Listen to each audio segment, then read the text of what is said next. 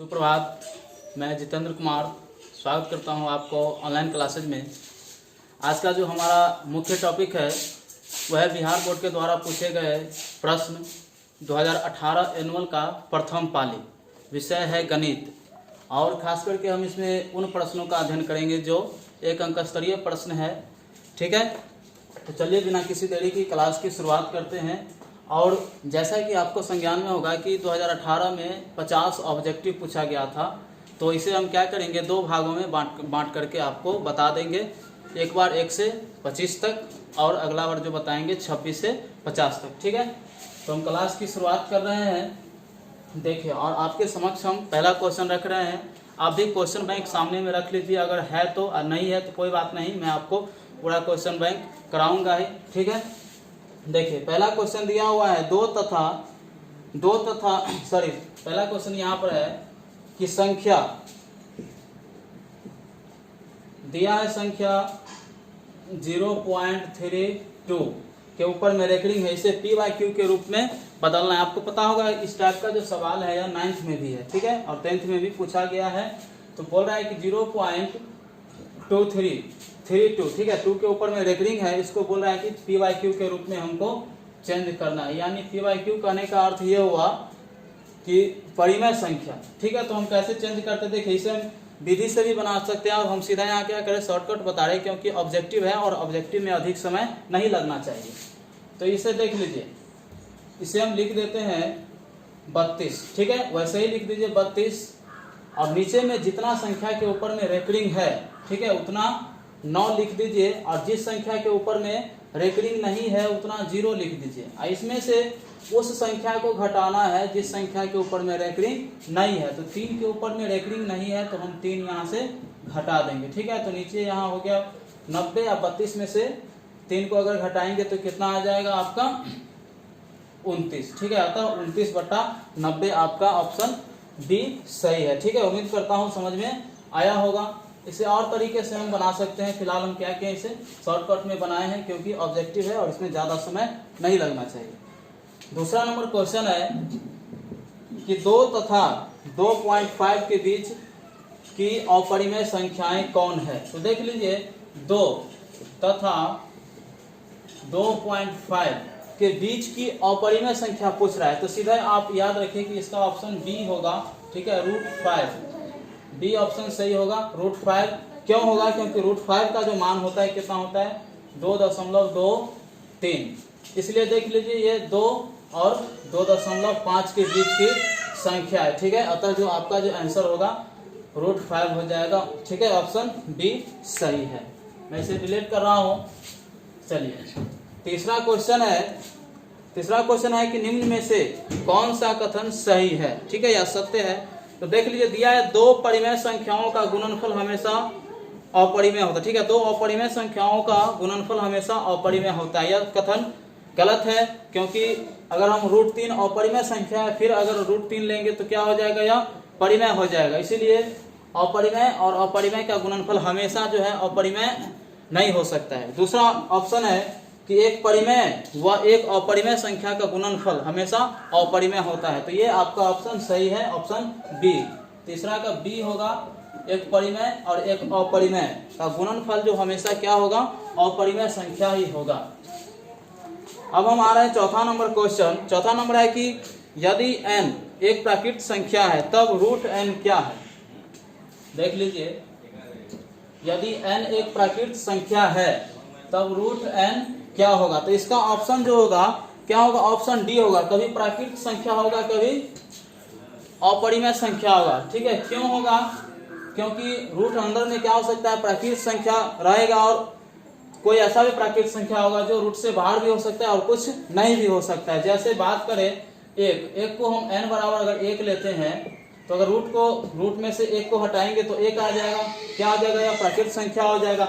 इसी हिसाब से अगर √2 लेते हैं यहाँ पर n की मान, तो क्या हो जाएगा आपका, इसका मान निकालना पड़ जाएगा 1.414। ठीक है, तो अतः कभी प्राकृत संख्या होगा और कभी क्या हो जाएगा, अपरिमेय संख्या होगा। उम्मीद करता हूँ आपको समझ में आ रहा होगा।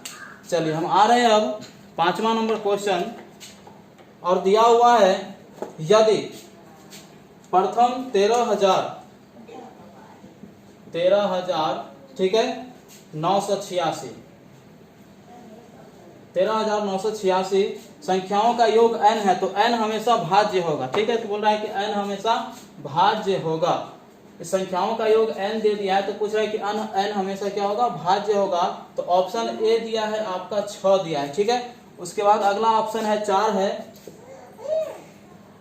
देख लीजिए। इसी दोनों में से पहले हम चेक करके देख लेते हैं। अगर हम दोनों में से किसी में डिवाइड करते हैं, पूरा पूरा कट जाता है, तो क्या होगा, आपका ऑप्शन सही हो जाएगा। इसे हम 6 से काटे तो कितना हो जाएगा, 13,986 बटा 6। देख लीजिए, पहला ऑप्शन से हम चेक कर रहे हैं, तो हो जाएगा 6 गुना 12, 1 बचेगा 19 हो जाएगा, फिर 7 18, फिर ये यहाँ हो जाएगा 18, 7 18, फिर यहाँ 6 1 6 हो जाएगा, ठीक है। पूरा का पूरा कट रहा था। ये क्या हो जाएगा, n जो भाज्य होगा संख्या 6 से होगा। आपका ऑप्शन क्या हो गया, ए हो गया, 6 हो गया। चलिए, उम्मीद कर रहा हूँ समझ में आ रहा होगा। अब हम चल रहे हैं छठा नंबर क्वेश्चन। छठा नंबर क्वेश्चन में है y cube minus 2y square, y cube minus 2y square minus √3y plus 1/2। पूछ रहा है कि इसका घात क्या है। घात, इसका अर्थ ये आप समझ लीजिए कि जिस चर के ऊपर में अधिकतम घात होगा वही आपका क्या हो जाएगा, आंसर होगा। तो इसमें अधिकतम घात आपको क्या लग रहा है, तो अधिकतम घात क्या है, 3 है। तो अतः इसका आंसर जो हो जाएगा, क्या हो जाएगा, 3 हो जाएगा, ठीक है। समझ में आ गया होगा, ऑप्शन सी। अब आ रहे 7वां नंबर क्वेश्चन। और 7वां नंबर क्वेश्चन दिया हुआ है आपका, यदि द्विघात बहुपद के शून्यकों का योग, ठीक है, शून्यकों का योग दिया है, यानी अल्फा प्लस बीटा बराबर, ठीक है, कितना दिया है, 2, तथा गुणनफल दिया है, यानी अल्फा बीटा, शून्यकों का गुणनफल दिया है -15 दिया हुआ, ठीक है। तब कह रहा है कि बहुपद क्या होगा। तो आपको पता होगा बहुपद बराबर जो फॉर्मूला होता है, क्या होता है, बहुपद बराबर x² minus alpha plus beta into x plus alpha beta, ठीक है। यही होता है बहुपद बराबर, द्विघात बहुपद बराबर फॉर्मूला, ठीक है। तो क्या है, x² minus alpha plus beta into x plus alpha beta. तो द्विघात बहुपद के 2 शून्य दिया है, एक योग दिया है, एक गुणनफल दिया है। तो अब यहाँ पर मान बैठाएंगे और आपका आंसर आपके समक्ष आ जाएगा, ठीक है। तो यहाँ देखिए, हम x² ऐसे ही लिख देते हैं, माइनस अल्फा प्लस बीटा, यहाँ 2 है, इंटू एक्स प्लस, यहाँ देख लीजिए अल्फा बीटा, और अल्फा बीटा का मान है 15, -15 है, ठीक है। तो हो गया x² माइनस 2x माइनस 15। अतः आपका जो आंसर हो गया x² minus 2x minus 15, answer आपका सही है। उम्मीद करता हूँ बहुत ही अच्छा से आपको समझ में आया होगा। चलिए, अब हम चल रहे हैं 8वां नंबर क्वेश्चन की ओर। 8वां नंबर क्वेश्चन में बोल रहा है कि के किस मान के लिए, के का मान पूछ रहा है, ठीक है, के किस मान के लिए रैखिक समीकरण दिया हुआ है 2x माइनस y माइनस 3 बराबर 0। उसके बाद दिया हुआ है 2kx प्लस 7y माइनस 5 बराबर 0 दिया हुआ है। उसके बाद जो आपका दे दिया है साइड में, देख दीजिए, बहुत आसान चीज दे दिया है कि x बराबर 1 दिया है, x बराबर 1 और y बराबर दिया है -1 दिया हुआ है। तब k का मान पूछ रहा है। तो देख लीजिए, बहुत आसान है। ये आपका समीकरण 1 है, ये समीकरण 2 है। तो समीकरण 2 में क्या कीजिए, x और y का मान रख दीजिए, आपका k का मान आ जाएगा। तो देख लीजिए, समीकरण 2 में, ठीक है, समीकरण 2 में x तथा y का मान, ठीक है, समीकरण x तथा समीकरण 2 में x तथा y का मान हम रखते हैं। तो देख लीजिए, 2 के ऐसे ही लिख दीजिए, x का मान कितना है, गुने 1 प्लस 7 गुने y का मान कितना है, -1 है, तो -1 हो जाएगा। फिर यहाँ -5 ऐसे ही लिख दीजिए बराबर 0। अब जो इसे आप सॉल्व कीजिएगा तो ये हो जाएगा 2k, यहाँ हो जाएगा -7 -5 बराबर 0। अब इसे देख लीजिए, ये हो गया 2k बराबर, ये 7 और 5 जुट जाएगा, दोनों माइनस में है, और राइट साइड में ले जाएंगे तो प्लस में हो जाएगा, तो 12 हो जाएगा, 2 छक्के 12, यानी k बराबर जो आपका आंसर आ गया 6 आया, ठीक है। समझ में आ गया होगा। चलिए हम उम्मीद करते हैं। अब हम चल रहे हैं अगला नंबर क्वेश्चन। ठीक है, क्वेश्चन है आपका 9वां नंबर। दिया है ax³ plus bx² plus cx plus d का एक शून्य दिया हुआ है, शून्य है तो अन्य शून्य किसका क्या होगा। देख लीजिए, दिया हुआ है ax³ plus bx² plus cx plus d बराबर शून्य।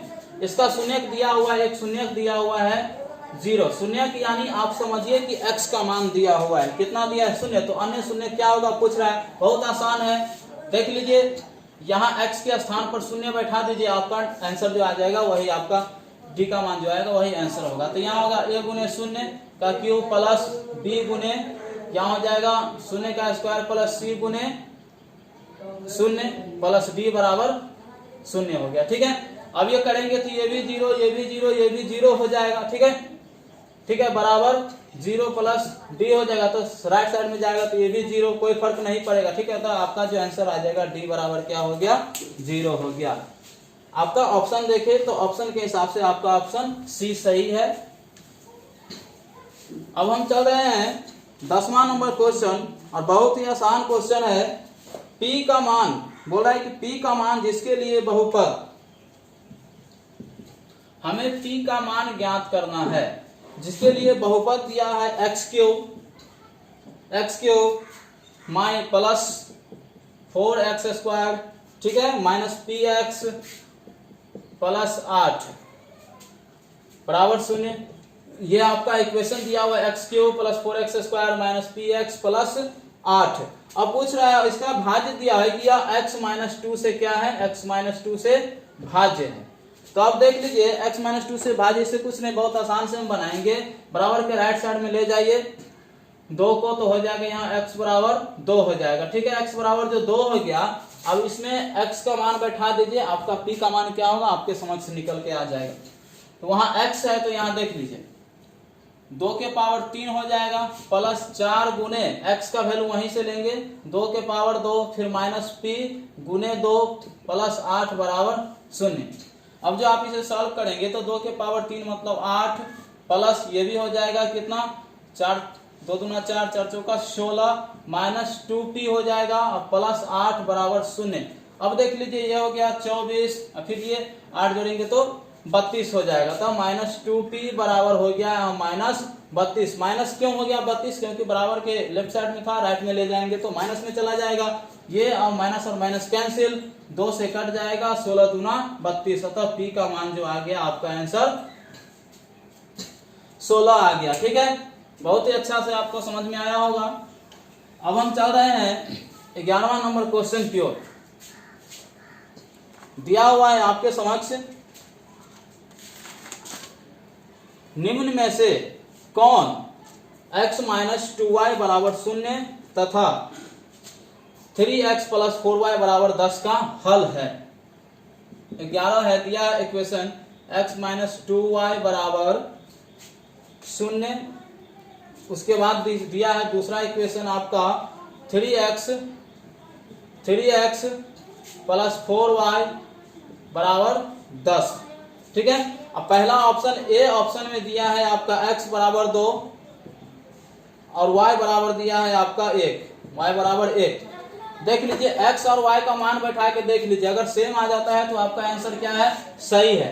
हम पहला समीकरण में x का मान बैठाते हैं, ये आपका पहला समीकरण है, ये आपका दूसरा है। पहला समीकरण में x का मान बैठाइएगा तो x के बराबर हो गया 2 माइनस 2, ऐसे ही लिख दीजिए, और y का मान कितना है 1 है बराबर 0। ठीक है, तो क्या होगा 2 माइनस 2 बराबर 0। ठीक है, 0 बराबर 0, ये आपका इक्वेशन सही हो गया। दूसरा में हम मान रख के देखते हैं, यहाँ अगर आंसर सही हो जाता है तो आपका ऑप्शन ए ही ठीक होगा।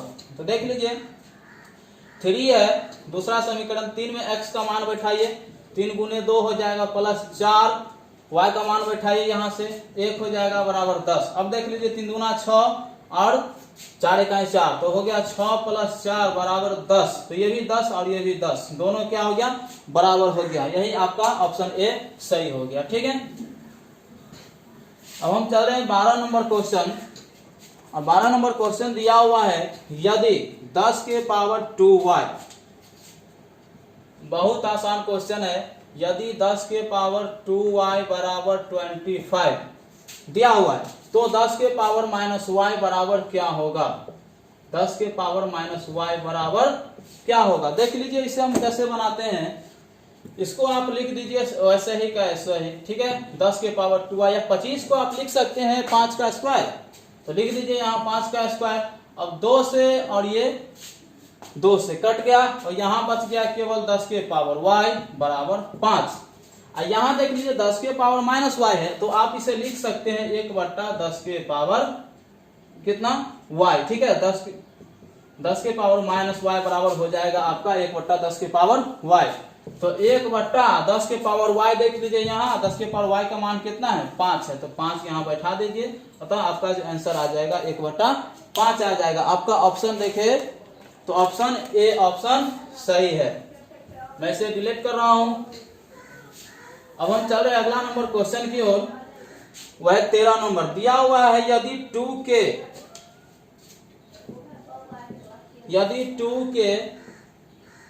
-1, ठीक है, और ये k है। समीकरण 10x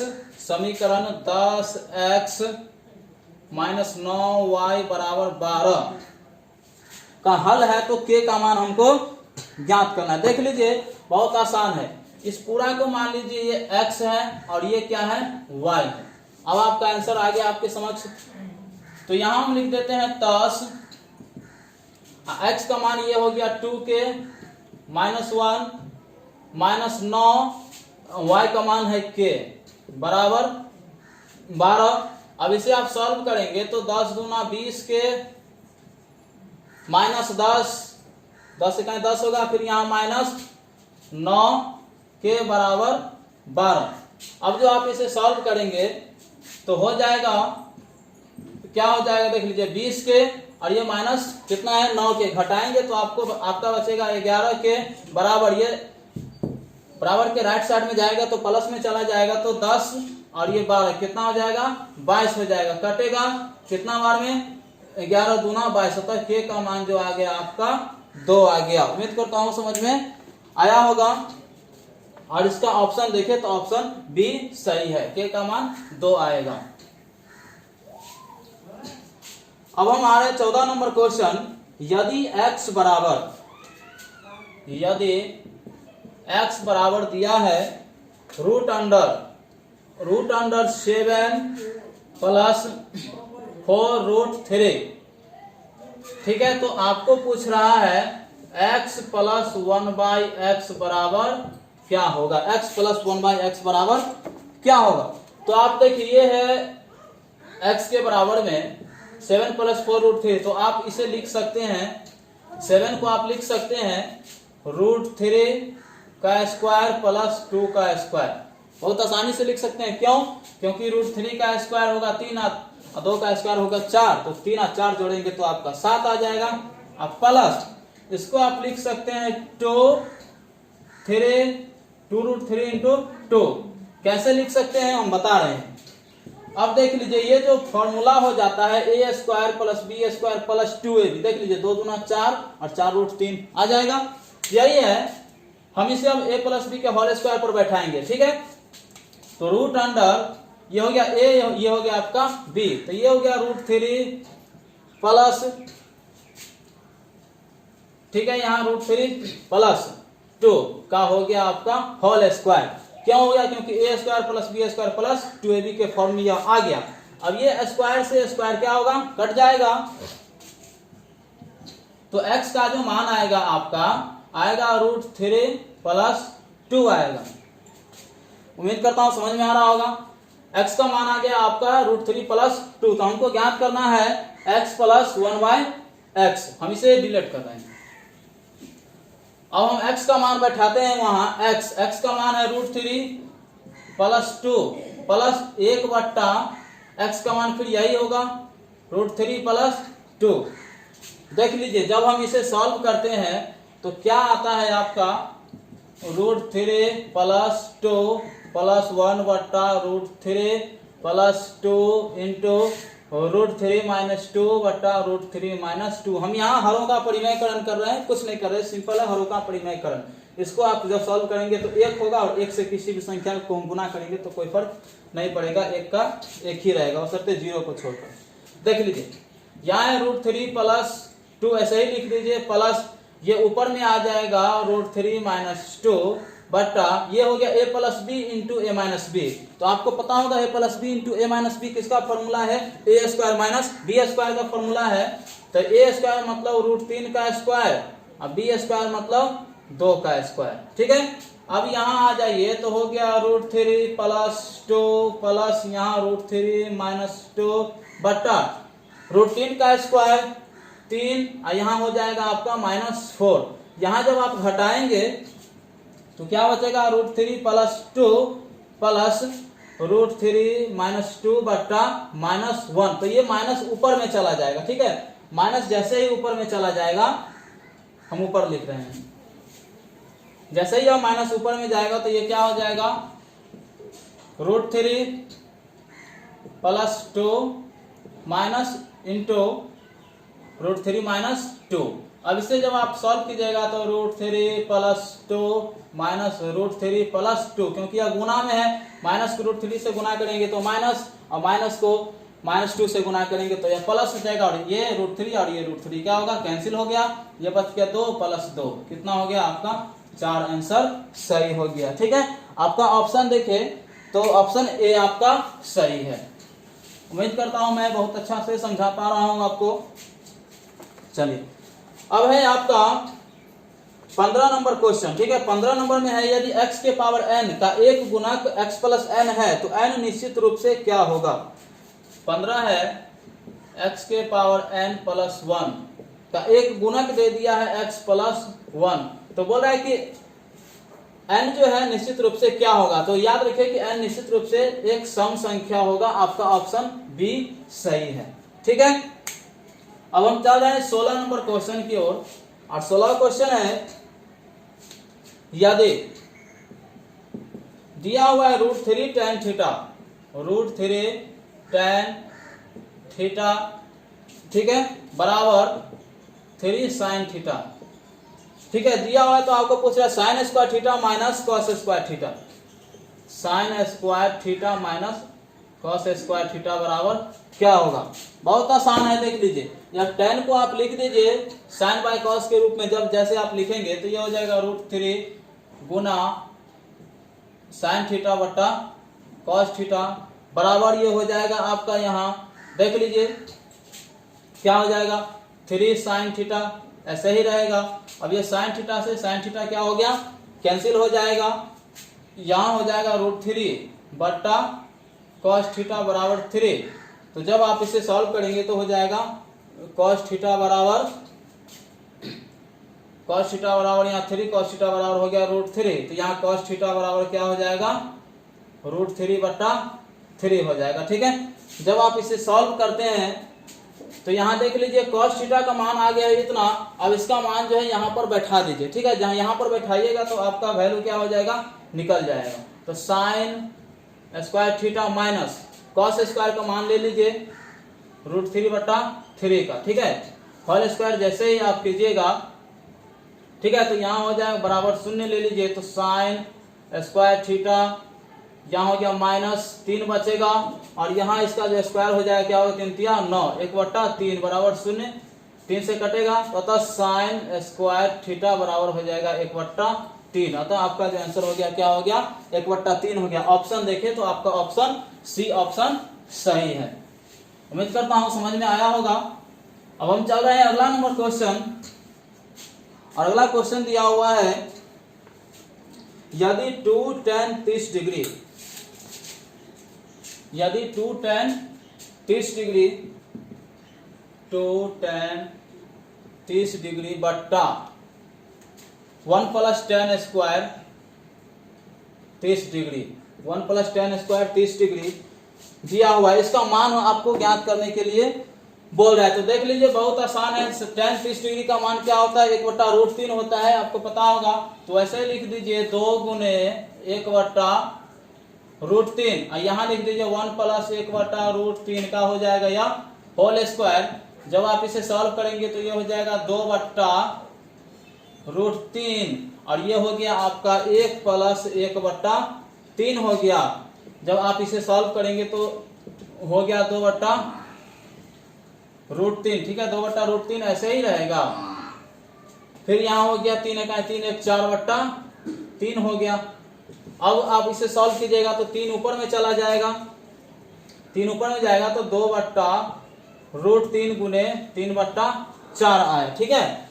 काटिएगा तो हो जाएगा 2 दूना 4 यानी 3 आ गया आपका 3/2√3। जब आप इसे हरों का परिमेयकरण कीजिएगा तो √3 गुने √3 से करेंगे तो हो जाएगा आपका यह 3√3 हो गया, ठीक है। उम्मीद करता हूं आपको समझ में आ रहा होगा। तो यहाँ देख लीजिए क्या हो जाए कि 2√3 गुने √3 को करेंगे तो 2 गुने 3 होगा, फिर यहाँ 3 से 3 कैंसिल हो जाएगा, बच गया आपका √3/2 और √3/2 जो है कितना डिग्री का मान होता है, sin 60 डिग्री का मान होता है। तो आपका आंसर हो गया sin 60 डिग्री का। ऑप्शन देखें तो आपका ऑप्शन ए ऑप्शन सही है, ठीक है। चलिए अब हम चल रहे हैं 18 नंबर क्वेश्चन की ओर। और 18 नंबर क्वेश्चन में दिया हुआ है यदि sec a बराबर cosec b, यदि sec a बराबर cosec b दिया हुआ है, sec a बराबर cosec b बराबर 13/12 दिया हुआ है, तो पूछ रहा है a + b का मान क्या होगा, a + b का मान क्या होगा। देख लीजिए बहुत आसान है, या sec a बराबर cosec a दिया हुआ है, ठीक है। तो हम इसे लिख सकते हैं 1/cos a बराबर 1/sin a, ठीक है। आराम से आप इसे लिख सकते हैं, sin यहाँ b लिख दीजिए, b है इसीलिए। जब आप इसे काटेंगे तो क्या हो जाएगा, cos a बराबर sin b। जब साइन और कॉस आपको पता होगा कितना डिग्री के मान में बराबर होता है, तो 45 डिग्री के मान में क्या होता है, बराबर होता है, ठीक है। यानी साइन और कॉस दोनों को 45 डिग्री का मान क्या होता है, बराबर होता है। तो इसका मान भी 45 और इसका मान भी 45, तो a + b का मान पूछ रहा है, तो यहाँ बैठा दीजिए a + b यानी 45 डिग्री होता है कोण a और कोण b बराबर। जब इसे आप सॉल्व करेंगे तो कोण a का मान हो गया 45 डिग्री, फिर कोण b का मान भी हो गया 45 डिग्री यानी 90 डिग्री। आपका ऑप्शन सी सही हो जाएगा, ठीक है। उम्मीद करता हूं समझ में आया होगा। चलिए अब हम चल रहे हैं 19 नंबर क्वेश्चन। और 19 नंबर क्वेश्चन में आपका दिया हुआ है यदि त्रिभुज एबीसी में कोण a तथा b, कोई सा भी त्रिभुज ले लीजिए या त्रिभुज किसी भी त्रिभुज एबीसी में दिया हुआ है a तथा b, कोण a तथा b दिया हुआ है, कितना दिया हुआ है, a तथा b जो है पूरा कोण है, यानी पूरा कोण कहने का मतलब एक कोण होगा 90 डिग्री तो एक होगा 90 माइनस थीटा, ठीक है। तो अगला पूछ रहा है कि कौन अगला जो मान होगा cot c, तो ये cot c का मान पूछ रहा है कि क्या होगा। तो देख लीजिए तब जब दोनों कोण का योग यहाँ 90 डिग्री हो जाता है तो त्रिभुज के तीनों कोण का योग कितना होता है, 180 डिग्री। तो 180 डिग्री में से 90 डिग्री घटाएंगे तो क्या बचेगा, आपका 90 डिग्री बचेगा। तो cot पूछ रहा है cot c कितना डिग्री होगा, ठीक है। तो cot c बराबर कितना डिग्री हो जाएगा, यानी 90 डिग्री। तो 90 डिग्री का मान क्या होता है, कॉट में 0 होता है, ठीक है। तो आपका आंसर क्या हो गया, 0 हो गया। आपका ऑप्शन देखे तो 19 का ऑप्शन बी सही है। चलिए अब हम चल रहे हैं 20 नंबर क्वेश्चन की ओर। और 20 नंबर में दिया यदि tan a plus tan into alpha plus beta बराबर √3, tan अल्फा प्लस बीटा बराबर √3 दिया हुआ है, और यहाँ tan अल्फा बराबर दिया है 1/√3, tan अल्फा बराबर 1/√3 दिया हुआ है। तब tan बीटा का मान आपसे पूछ रहा है, क्या पूछ रहा है, tan बीटा बराबर क्या होगा। देख लीजिए बहुत आसान है, हम कैसे बनाते हैं। जब आप इसे सॉल्व करेंगे तो ये हो जाएगा आपका tan अल्फा प्लस बीटा बराबर रूट तीन जो है कितना डिग्री का मान होता है tan में 60 डिग्री का, तो ये हो जाएगा tan 60 डिग्री। और ये tan से ये tan क्या होगा, कैंसिल हो जाएगा और यहाँ बच जाएगा अल्फा प्लस बीटा बराबर 60 डिग्री। इसे मान लीजिए पहला समीकरण। अब इसको देख लीजिए, tan अल्फा ऐसे ही लिख दीजिए बराबर 1/√3 कितना डिग्री का मान होता है tan में, तो tan 30 डिग्री का मान होता है। ठीक है, ये भी यहां से भी कट जाएगा तो अल्फा बराबर हो गया आपका 30 डिग्री। ठीक है, अल्फा बराबर क्या हो गया 30 डिग्री। और यहाँ अल्फा का मान रख दीजिए 30 डिग्री प्लस बीटा बराबर 60 डिग्री। जब ये माइनस में जाएगा 30 राइट साइड में ले जाएंगे तो बीटा बराबर हो गया आपका बीटा बराबर क्या होगा 60 डिग्री माइनस 30 डिग्री।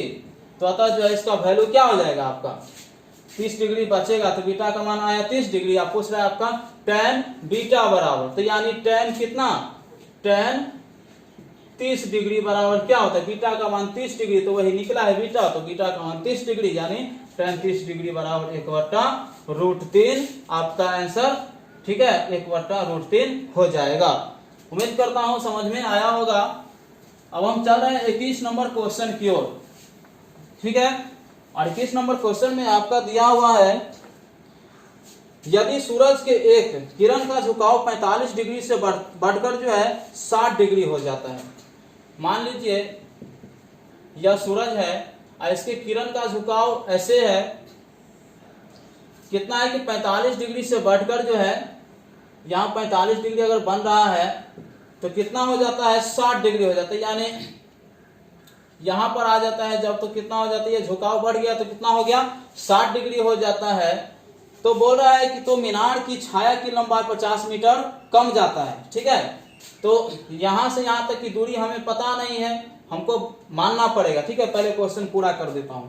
यदि सूरज की किरण की झुकाव 45 डिग्री से 60 डिग्री बढ़ता है तो एक मीनार की छाया की लंबाई 50 मीटर घट जाती है और मीनार की ऊंचाई ज्ञात करें मीटर में। ये मान लीजिए मीनार है और ये सूर्य की क्या है किरण है। ठीक है, सूर्य की किरण है, यहां से जब पड़ता है तो 45 डिग्री, कुछ देर के बाद घट जाता है तो कोण बन जाता है 60 डिग्री, और यहां से यहां तक की दूरी भी क्या होता है घट जाता है। तो हम पहले नाम दे देते हैं ABCD, और यहां से यहां तक की दूरी हमको नहीं पता है। ठीक है, अब देख लीजिए, तो मान लेते हैं x, और फिर यहां से यहां तक की भी दूरी अब हमको पता हो गया कैसे, क्योंकि 45 से जैसे ही 60 है तो 50 डिग्री घटा है, तो यहाँ इसका अर्थ हो गया x माइनस, ठीक है 50, x माइनस यहां से यहां तक की दूरी हो गया x माइनस 50। जब आप इसे सॉल्व करते हैं तो देख लीजिए हम ले रहे हैं tan थीटा बराबर त्रिभुज ABC में, पहले ले लेते हैं त्रिभुज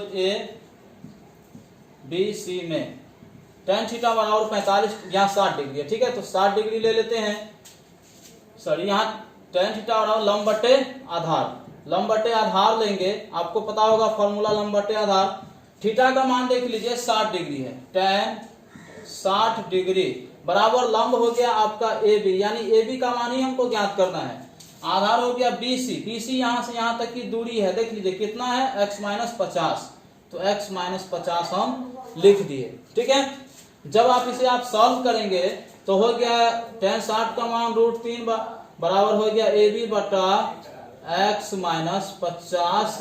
ठीक है, अब आप सॉल्व करेंगे तो हो जाएगा AB बराबर √3 x माइनस 50 √3। ठीक है, या AB का इसे आप मान लीजिए एक समीकरण। अब दूसरा देख लीजिए त्रिभुज ABD में, त्रिभुज ABD में, त्रिभुज ABD में, त्रिभुज ABD में आप लेंगे जब tan थीटा, थीटा यानी 45 डिग्री का मान जब लेंगे तो आपका हो जाएगा AB। ठीक है, AB बटा मतलब लंब बटा आधार हो गया BD, तो आधार BD यानी x हम माने हैं तो आप x मान लीजिए। ठीक है, अतः tan 45 का मान 1 होता है। ठीक है, तो AB बटा x हो गया, अतः AB का मान क्या हो जाएगा आपका x हो गया, या फिर x का मान हो गया आपका AB। तो इसे मान लीजिए आप दूसरा समीकरण। अब क्या कीजिए, ये जो पहला समीकरण है, इसी पहला समीकरण में आप क्या कीजिए x का मान रख दीजिए, आपका AB का आंसर क्या होगा आ जाएगा। हम इसे डिलीट कर रहे हैं, देख लीजिए पहला जो समीकरण दिया हुआ है आपका, क्या दिया हुआ है, ए बी बराबर √3 और x का मान जो हम ले रहे हैं यहां से ले रहे हैं, देख लीजिए √3 AB माइनस 50 √3। जब आप इसे सॉल्व करेंगे तो हो गया AB, इसको हम इस साइड ले आते हैं तो हो गया AB माइनस √3 AB बराबर माइनस 50 √3। ठीक है, यहां देख लीजिए AB और AB कॉमन आ रहा है तो AB यहां साइड में ले लेंगे तो एक बच जाएगा माइनस √3 बच जाएगा बराबर माइनस 50 √3 आ गया। अतः ये इसे हम गुना करेंगे तो क्या हो जाएगा, राइट साइड में जाएगा तो गुना में चला जाएगा तो माइनस 50 √3 बट्टा 1 माइनस √3 क्या आ जाएगा, इधर भाग में चला आएगा क्योंकि लेफ्ट साइड में गुना में है, राइट में जाएगा तो भाग में आ जाएगा। अतः अब इसे क्या करते हैं, हम हरों का परिमयकरण करते हैं। देख लीजिए कैसे करते हैं, यह कितना है 1 माइनस √3 तो करेंगे 1 प्लस √3 से, 1 प्लस √3। इसको जब आप सॉल्व करेंगे तो कोई फर्क नहीं पड़ेगा, ठीक है, क्योंकि दोनों को सॉल्व करेंगे तो एक आंसर आएगा और एक से इस संख्या में हम गुना करेंगे तो कोई फर्क नहीं पड़ेगा। अब इधर माइनस 50 √3 ये क्या हो गया 1 प्लस √3। ठीक है, और नीचे में देख लीजिए ये जो हो गया a plus B into A minus B, यानी A square minus B square का फॉर्मूला। तो ए स्क्वायर मतलब आपका 1 का स्क्वायर, बी स्क्वायर मतलब √3 का स्क्वायर। ठीक है, तो यहाँ जो आपका हो जाएगा, आपको दिख रहा होगा नीचे, ठीक है, तो माइनस 50 √3 इंटू, ठीक है, 1 प्लस √3 ऐसे ही हम रहने देते हैं।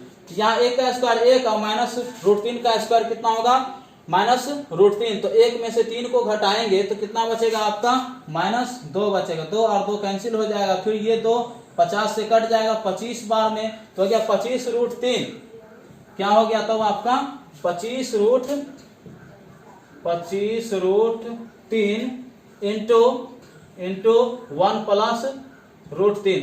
जब आप इसे सॉल्व करेंगे तो हो जाएगा कितना 25 √3 इधर हो जाएगा 25 प्लस 25 गुने 3, क्यों, क्योंकि √3 गुने √3 वही रहेगा। ठीक है, अब 25 कॉमन है तो 25 यहाँ ले लीजिए कॉमन, 25 बाहर निकालिएगा तो इधर बचेगा √3 प्लस 3। ठीक है, अतः आपका जो आंसर आ गया 25 इंटू √3 प्लस 3। आपका ऑप्शन देखे तो 21 का ऑप्शन डी हो गया, ऑप्शन सही है डी। उम्मीद करता हूं समझ में आया होगा। आप कॉपी अवश्य ही सामने में रखें ताकि आप अच्छा से नोट कर सके, या फिर आप स्क्रीनशॉट ले लीजिए, बाद में भी नोट कर सकते हैं। चलिए अब हम चल रहे हैं 22 नंबर क्वेश्चन की ओर। ये कह रहा है कि सूर्य का उन्नयन कोण, ठीक है, सूर्य का 22 नंबर, सूर्य का उन्नयन कोण जब किसी सीधे खड़े खंभों की छाया और उसकी ऊंचाई क्या होता है बराबर होता है। ये मान लीजिए सूर्य है, ठीक है, ये सूर्य है, ये कोई खंभा है और इसकी छाया क्या होता है बराबर होता है, जितना बड़ा खंभा उतना बड़ा उसका छाया भी क्या है बराबर है। तो आपको पता होगा जब tan थीटा का फॉर्मूला लगाएंगे तो कितना डिग्री का मान होता है, यानी tan ये भी बराबर, ये भी बराबर। ठीक है, तो tan 45 लगा रहे हैं, tan 45 डिग्री का मान क्या होता है 1 होता है। ठीक है, यहाँ नाम दे देते हैं A B C। यहाँ जो होगा AB बराबर AB बट्टा BC, तो AB बट्टा BC हो गया। ठीक है, tan थीटा ऐसे ही हम लिख देते हैं क्योंकि अभी हमको पता नहीं है। चलिए, तो tan थीटा बराबर AB बट्टा BC। BC को हम AB लिख सकते हैं या फिर AB को हम BC लिख सकते हैं। क्यों, क्योंकि AB बराबर है BC, जितना इसकी लंबाई है उतना उसका छाया की भी लंबाई है। तो यहाँ AB लिख दीजिए, तो कट जाएगा एक बार में, तो tan थीटा बराबर आपका 1 आ गया। tan थीटा जो वैल्यू होता है कितना डिग्री का होता है 1, 45 डिग्री का वैल्यू क्या होता है tan 45 डिग्री बराबर 1 आता है। तो आपका आंसर हो गया 45 डिग्री। ठीक है, ऑप्शन बी सही है। अब हम चल रहे हैं 23 number question, height and distance से ही है। 23 नंबर में है यदि H1 तथा H2 के मीनार के पादों को जोड़ने वाली रेखा के मध्य बिंदु, यह कोई रेखा है, ठीक है, और यहाँ पर कोई मीनार है और यहाँ पर भी मीनार है, इसके मध्य बिंदु ये हो गया, ठीक है।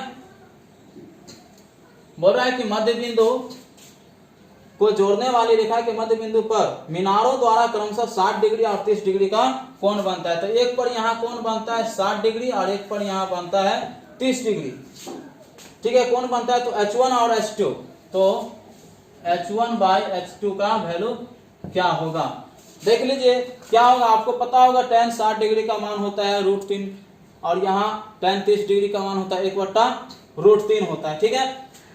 तो इसका ऊंचाई हो गया H1, इसका ऊंचाई हो गया H2।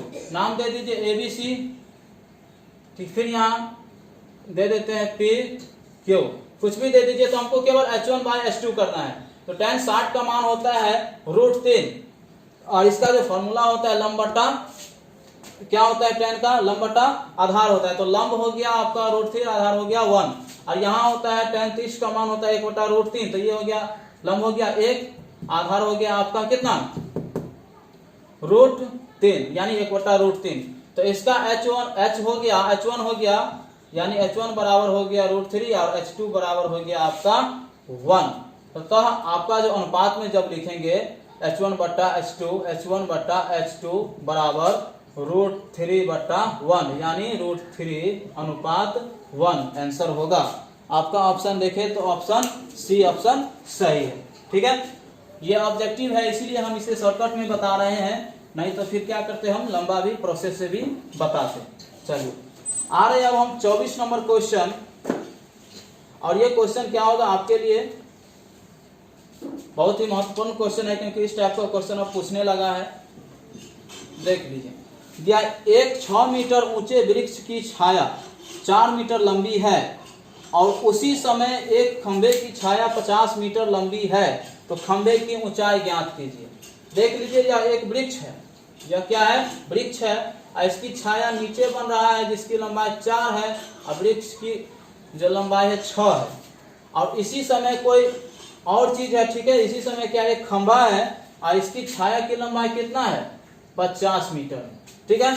50 मीटर है तो उसकी पूछ रहा है खंबा की ऊंचाई क्या होगा, एक खंबा की ऊंचाई क्या होगा। देख लीजिए जब आप इसे सॉल्व करेंगे तो उन्नयन कोण दोनों का बराबर होगा, ठीक है। क्यों बराबर होगा, क्योंकि दोनों समान है, क्योंकि एक ही समय पर बात कर रहा है, इसीलिए उन्नयन कोण क्या होगा दोनों का समान होगा। इसीलिए हम कह रहे हैं ABC, यहां दे देते हैं PQR। अतः इसका जो अनुपात हो जाएगा क्या हो जाएगा AB बट्टा BC बराबर PQ बट्टा QR।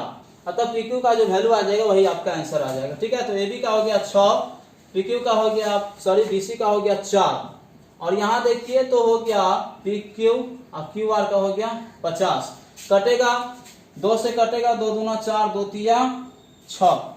अब यहाँ जब करेंगे तो क्या हो जाएगा, जब इसे आप सॉल्व कीजिएगा तो हो गया यहाँ पर 50 तिया हो जाएगा 150, 150, यहाँ हो गया 2PQ। 2 से कटेगा कितना बार में 75 बार में, तो अतः PQ का जो वैल्यू आ जाएगा क्या हो गया PQ बराबर 75 मीटर। अतः आपका जो आंसर हो गया खंभे की ऊंचाई 75 मीटर। उम्मीद करता हूं समझ में आ रहा है। अब हम चल रहे हैं अंतिम क्वेश्चन की ओर। जैसा कि आपको हमने शुरू में ही बता दिया था कि 50 क्वेश्चन पूछा गया है 2018 में, और क्या करेंगे इसे 2 भागों में बांटकर देखेंगे 25-25 करके, ठीक है। तो देख लीजिए 25वां क्वेश्चन है कि एक 6 मीटर ऊंचे खंबे की छाया पृथ्वी पर, हाइट एंड डिस्टेंस सही है, एक 6 मीटर खंभा है, कितना है 6 मीटर खंभा है, और बोल रहा है कि खंबे की छाया पृथ्वी पर 2√3 है, पृथ्वी पर जो है 2√3 मीटर है। तो पूछ रहा है तो सूर्य का उन्नयन कोण क्या होगा। देख लीजिए सूर्य का उन्नयन कोण क्या होगा। आप इसे मान लीजिए ABC, यहाँ 90 डिग्री का कोण बनेगा, ये थीटा, यही आपसे पूछ रहा है, हमको पता भी नहीं है, आपको भी नहीं पता है। देख लीजिए तो हो गया tan थीटा बराबर लेते हैं लंब बट्टा आधार, तो लंब हो गया AB, लंब बट्टा आधार यानी AB बट्टा BC लेंगे। अब जो हो जाएगा BC का वैल्यू 2√3 है। उसके बाद देख लीजिए कितना है AB का मान 6 है, ठीक है। अतः tan थीटा यहाँ लिख दीजिए, यह कटेगा 2 तिया 6 होगा। अब ये जो हो गया आपका tan थीटा बराबर हो गया 3/√3। जब आप इसे सॉल्व करेंगे, हरों का परिमयकरण करेंगे तो √3/√3 से करेंगे तो क्या हो जाएगा, यहाँ पर tan थीटा बराबर हो गया 3√3 3√3 गुने √3 3 होगा, 3 से 3 फिर कट जाएगा, अतः √3। तो tan थीटा में √3 कितना डिग्री का मान होता है, तो tan कितना 60 डिग्री का मान होता है। अतः इसका जो वैल्यू हो जाएगा थीटा बराबर क्या हो जाएगा, tan 60 डिग्री हो जाएगा। ठीक है, आपका ऑप्शन देखिए तो ऑप्शन ए ऑप्शन सही है। उम्मीद करता हूं मैं आपको बहुत ही अच्छा से समझा पाया हूं। वीडियो पसंद आए तो लाइक कीजिएगा, अपने दोस्तों के साथ शेयर कीजिएगा और सब्सक्राइब भी कीजिएगा। ठीक है, और इन्हीं प्रश्नों के साथ अपने क्लास की समाप्ति की घोषणा करता हूं। Okay, take care, all the best, have a nice day, good night.